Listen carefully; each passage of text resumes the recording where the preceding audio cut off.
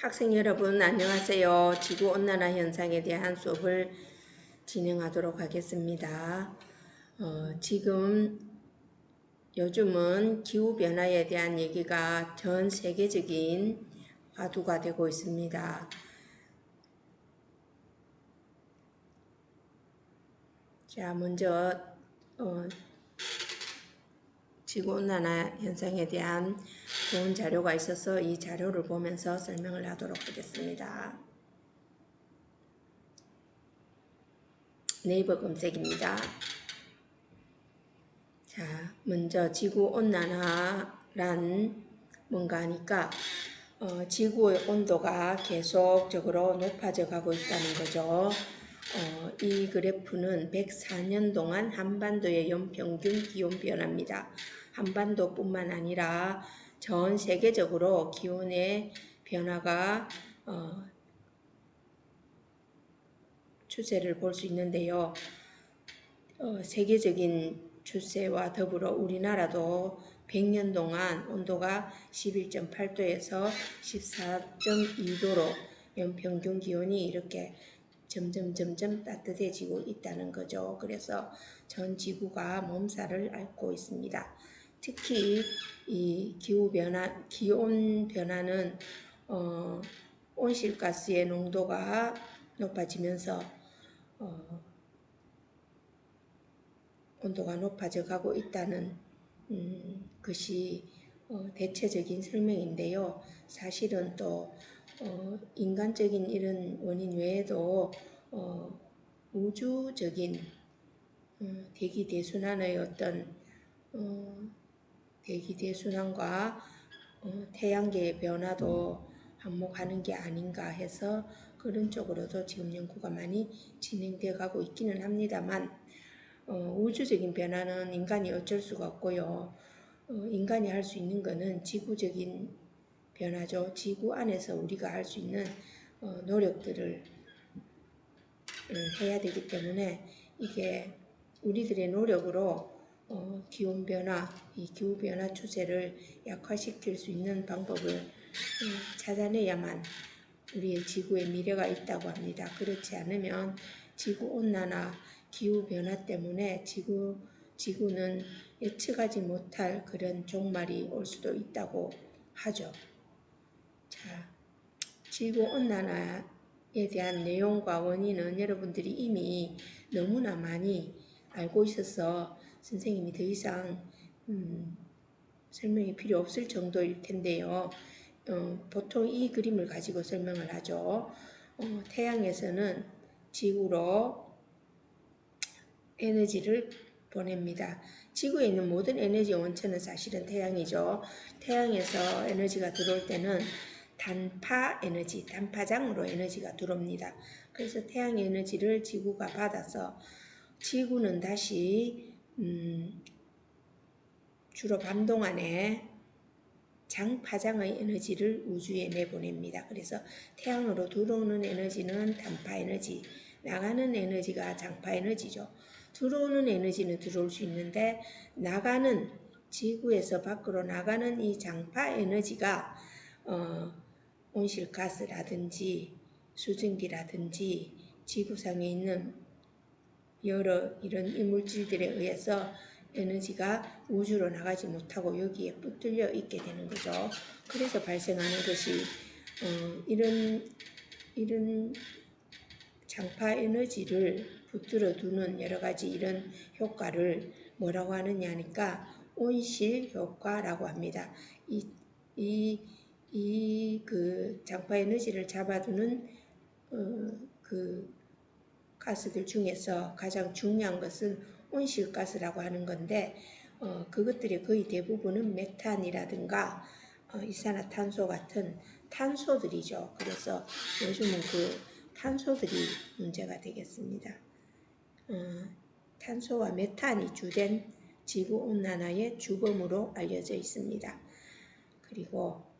그래서 사실은 우주는 태양에서 들어오는 에너지나 지구에서 나가는 에너지가 항상 균형을 맞기 때문에 일정 정도 그것이 균형을 이루고 있습니다. 그런데 우주로 나가는 에너지가 지금 이 장파 에너지가 지구의 온실가스에 의해서 차단되기 때문에 생기는 문제가 지구온난화 현상이 되겠습니다. 특히 이산화탄소는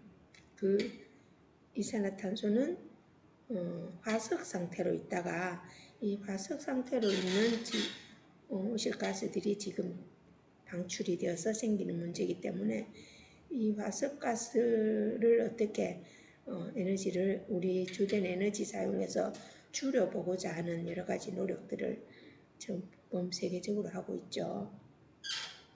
자, 다시 한번 정리를 하면 지구온난화 현상이란 지구온난화는 인간의 활동을 인하여 발생한 이산화탄소, 메탄가스, 이산화질소, 오존 및 프루엔가스 등으로 인하여 지구 중의 온실가스 농도가 증가함에 따라 지구에서 방출되는 열이 우주로 빠져나가지 못하고 온실가스에 과다하게 흡수되어 지구의 열 균형의 변화가 발생하여 자연적 온실 효과에 의한 적절한 온도보다 지나치게 더워지는 현상을 말합니다. 산업혁명 이후의 지구 전체 온도가 점점 높아지고 있는 이것을 말하고 있죠.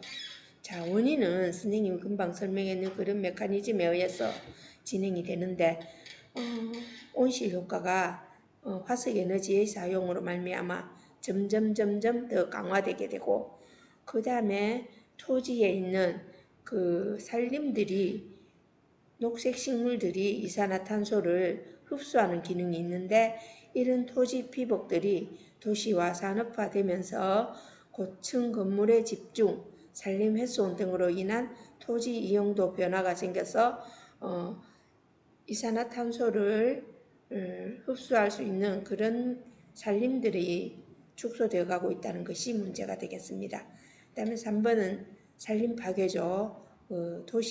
도로의 건설, 벌목, 농업, 땔감, 산림 사용 등이 산림 파괴의 주요 원인인데 대규모의 산림 재개는 물순환 체계에도 심각한 영향을 미쳐 증발량, 강수량에도 부정적 영향을 주며 연소 과정에서 대기 중으로 이산화탄소를 배출하여 온실 효과에 영향을 미쳐 지구온난화 현상을 더욱 가중시킵니다. 그러니까 온실 효과의 원인을 크게 세 가지로 잡아보면 되겠죠. 한마디로 산업화로 더불어서 일어난 화석연료의 사용 증가, 그 다음에 자연 상태의 토지 피복이 감소되는 것.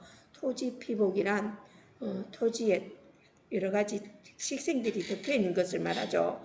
그런 덮여 있는 식생들이 도시와 산업화로 말미암아 초지가 없어지고 나대지나 시멘트 콘크리트로 바뀌게 되는 그런 것을 말합니다. 그 다음에 숲의 파괴죠. 그래서 2번보다는 1번하고 3번이 굉장히 지구온난화에 영향을 많이 주게 되는 거죠. 자, 3번은 도로, 벌목, 농업의 확장, 땔감 이런 것들 특히 아마존이나 시베리아의 아마존의 산림이나 시베리아의 타이가 지역의 산림 파괴는 온실 효과에 큰 영향을 주는 원인들이라고 볼 수 있습니다. 자, 온실 효과의 피해로 나타나게 되는 문제가 뭐냐면 전 지구적인 해수면 상승이죠. 그래서 대양에 있는 해수면이 지면이 낮은 나라들은 물론이거니와 우리나라는 삼면이 바다로 둘러싸여 있고 삼면이 바다인데 우리 동해안의 해수면과 서해안 제주도 해수면들이 점점 지금 높아져 가고 있습니다.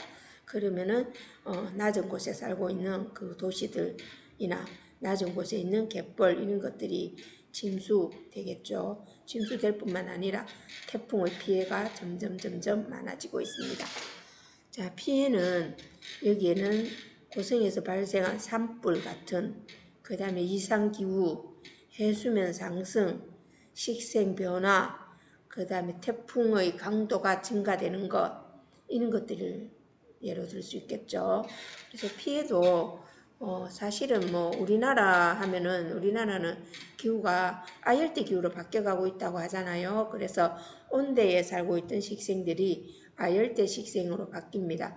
남해안에 바나나가 재배된다든지 그 다음에 사과 재배지가 점점 북쪽으로 올라간다든지 사과나 감자는 추운 곳에서 잘 자라는데 특히 사과는 온도가 높을 때랑 온도가 낮을 때의 차이가 커야 사과가 맛있다고 하거든요. 그런데 따뜻한 곳에서는 그런 차이가 적어지기 때문에 점점 맛있는 사과의 분포가 북쪽으로 올라가고 있습니다. 요즘 강원도에서도 사과, 원주 같은 데가 사과 산지로 이름을 날리고 있죠. 자, 그 다음에 뭐 제주도의 앞바다에 같은 데는 열대성 물고기가 잡히고요. 온대 물고기는 없어지고 한류성 물고기는 거의 볼 수가 없게 되고요. 그리고 뭐 울릉도에 원래는 오징어 같은 것들이 많이 잡혔는데 이 오징어가 한수역인 서해안에서도 잡히고 그리고 동해안 저 북쪽에서도 많이 잡힌다고 합니다. 그리고 우리가 좋아하는 황태, 명태죠. 명태가 기준이 되는 그 명태를 얼려서 만드는 황태라든지 이 명태 같은 것, 대구 같은 것들 이런 것들은 점점 먼 대양으로 가야 겨우 얻을 수 있을 정도로 어획량이 점점 줄어들고 있습니다. 자, 그 현상 및 피해를 줄일 수 있는 여러 가지 방법, 개인적인 방법은 많이 있는데 첫째로는 개인적인 방법도 있고 국가적인 방법, 세계적인 방법도 있죠. 탄소 발자국 운동이라든가 탄소 배출권 거래 제도라든가 이런 것들이 지구 온난화 현상을 줄이고자 하는 여러 노력들인데 여러분들이 그런 것들은 검색해서 알아봐 주시기 바랍니다.